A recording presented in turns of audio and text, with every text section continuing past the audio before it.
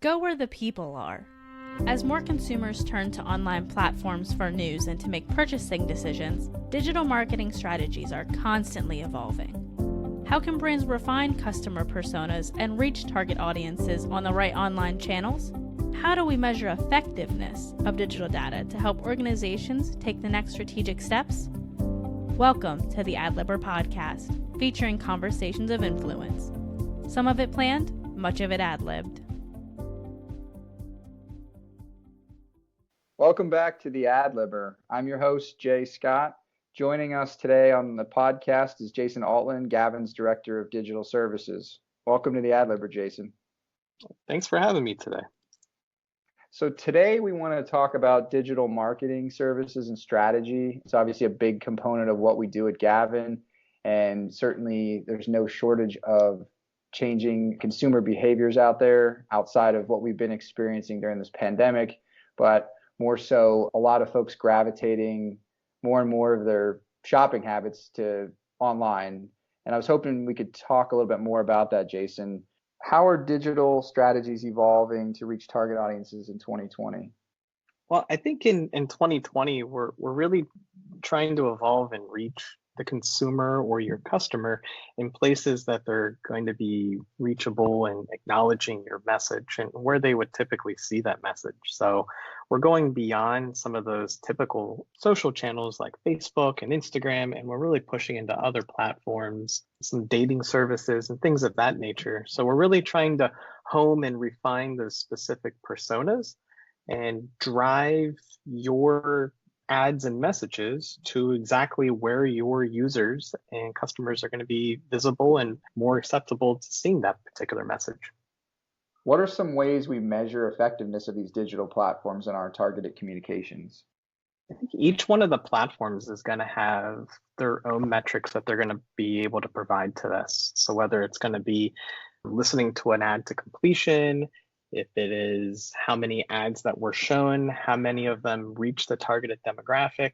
Beyond that, when we do a click through those specific ones, through analytics, we're able to see, did they come through that specific channel? We're able to put a UTM on the URL itself, so we can see, did it come through on a specific ad on a platform that maybe we can't granularly track through their third-party platform, but we could through Google Analytics, and we would be able to see granular clicks through specific ads to things of that nature. So it just takes a little forethought and planning on how you want to lay all of that together and how in the future, what sort of statistics that you want to try to drag out of that. How do the digital platforms complement each other in a bundled strategic approach to hit client metrics? And how does it work with public relations efforts and other branding and communication services? Yeah, so what we want to do is almost layer things in together. So we have our PR approach from our PR team. So they may take an ad or maybe a specific fundraiser that our clients are doing. We take that through, and then we can post that onto social media, say Facebook as an example, to show what's going on out there. Maybe it's an event that we could post, get people to sign up for in advance. We can boost that particular one to specific demographics on those social channels. And then more so, that's able to take that message from a public relations stance and then drag it through to the website, maybe as a blog post, and then pull it through social media, through posting and events to get people to sign up, and then even boosting that to specific targeted demographics. So it is really a layering approach, and we do see a bigger benefit of having services kind of layered together like that, as opposed to just going out and boosting one specific event. By getting everything together, you're hitting a much wider audience on a lot of platforms as opposed to just one. I think that's a good way to put it. Just to simplify it a little bit more, maybe thinking about the boost, somebody coming in, they haven't experienced that much in the past. They've done more organic, social, where you're not putting money behind it. How do we approach recommendations in terms of ad spend, what that should look like, knowing that, more and more people are committed to telework and they're online doing more of their online shopping? Like, how do we advise in terms of how much money should I spend when I'm thinking about boosting my content? The vast majority of the platforms will allow us to put in some ad spend in different scenarios and targeting. We pull the targeting on behalf of the customer and through a partnership with them. So we understand who their clientele or who we're trying to sell to or who their user is. Once we understand that, we can put all of those demographics in and then span out around a geographical area in which they offer those particular services, or even a state or nationally. Then we're able to apply different spends to that to see what the reach and frequency that we would be able to pull through some of these different things. And we can see a point of diminishing return that maybe $25 is great for one client, but in another client in a more competitive area, in a more competitive segment, we may need to spend maybe $100 for that same thing in a more densely populated metropolitan area, per se.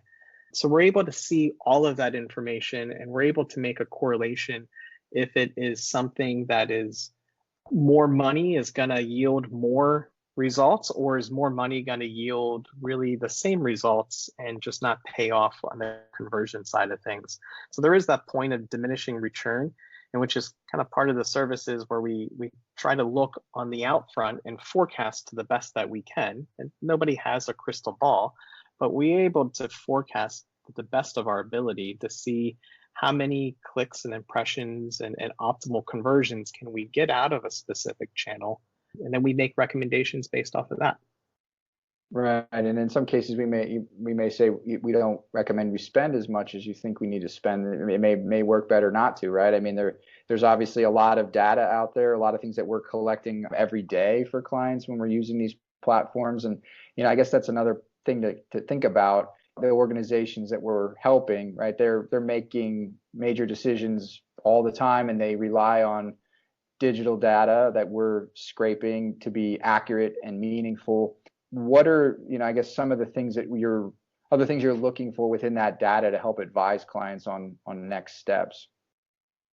I think you're right. And the other aspect there is there could be a platform that maybe the client feels very strongly that they need to be on, say Facebook, but due to the demographics and persona-based targeting that we would be able to do, we could narrow that down and say, hey, Facebook's really not going to be the avenue that you're going to see the most bang for your dollar. We really should be on Google and Google search very specifically.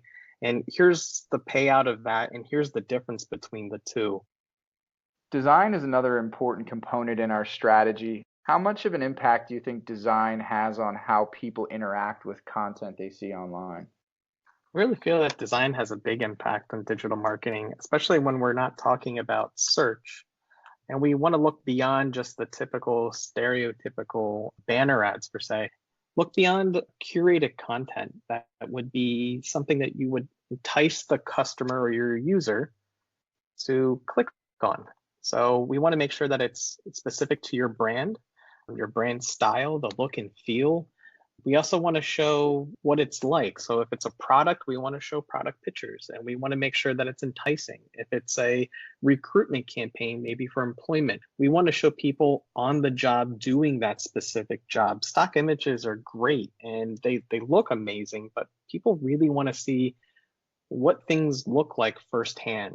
And that's where design really comes in. They can take images provided by our clients and they can spruce them up and add layers and some very interesting text and overlays to them to make them intriguing.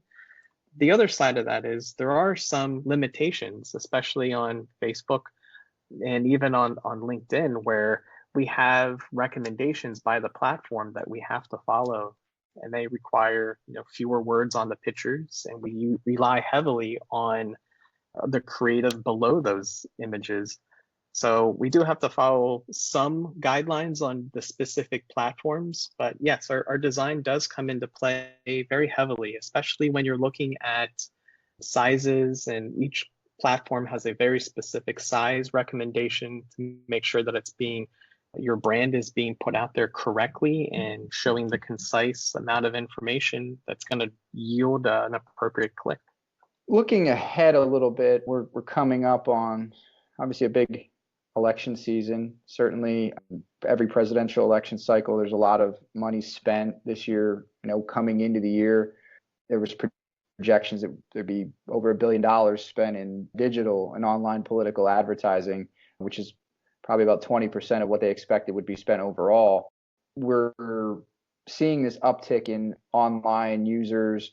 That number may ultimately be higher given the situation. How do folks that are reaching out to Gavin, how do they want to rethink or maybe adjust certain tactics or their digital approach around an election? Like what do you recommend going into this fall, like how we advise spend or what kind of impact the election has on online advertising? So digital advertising is going to be slightly different than traditional media. Traditional media, there is a finite amount of space. So people will only sit through so many commercials during a typical commercial break, and you have 15 to 30 seconds. Depending on the platform and what you're targeting will go after, the political season will either greatly impact the amount of spend that you may need to stay competitive, or it may have little to no impact. So if you are a construction company doing Google search, you may see very little impact. However, if you are going after a very specific demographic in a very targeted area, and maybe one of those swing states that we hear about during the news commentaries, there's a possibility that your ad spend will go up over the next few months. It'll taper off then again.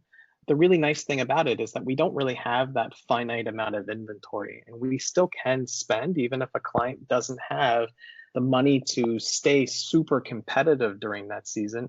We still have an infinite amount of space that we can go after some of these potential clients, that having the spend ready and having the targeted demographics maybe modified slightly will still keep your ads displaying and performing the way they should.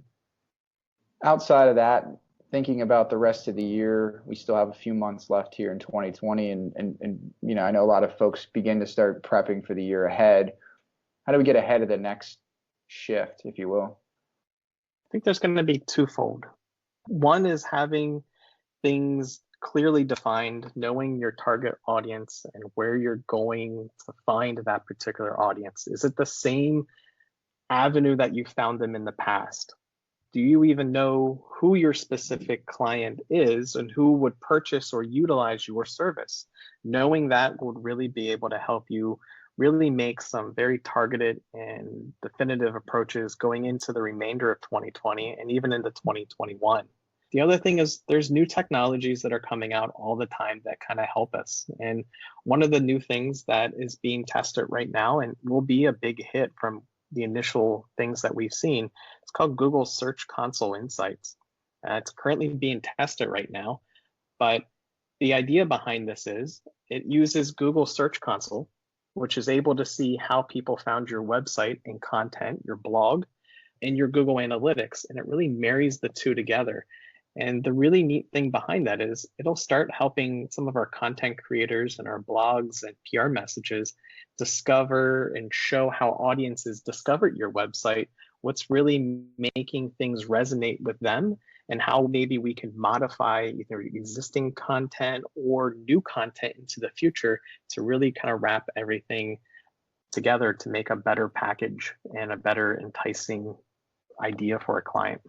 Yeah, I mean, obviously there's a lot more that's always around the corner that we don't know about, and some things that we do. Certainly you're keeping on top of everything when it comes to these digital enhancements, especially from big companies like Google.